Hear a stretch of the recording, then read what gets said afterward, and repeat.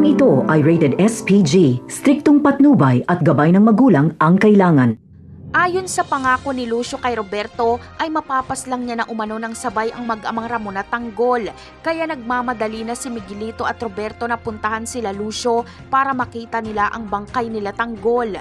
Habang si Miguelito naman ay gusto pang maabutan ng buhay si Tanggol para siya mismo ang pumatay dito.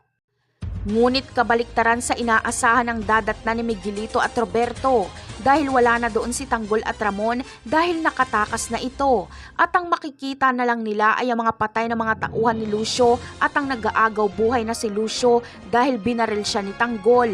Nakaganti si Tanggol sa ginawa ni Lucio kay Oweng.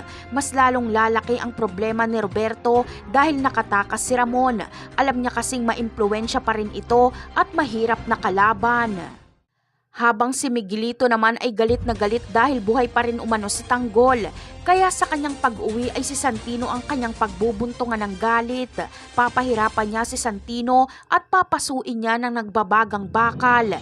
Ganti umano ito ni Miguelito kay Tanggol. Kawawang Santino, siya ang sumasalo sa galit ni Miguelito kay Tanggol. Ganon pa man ay hindi pa rin pwedeng patayin ni Miguelito si Santino dahil ayaw ni Roberto. Ayaw kasi ni Roberto na makalaban si Rigor.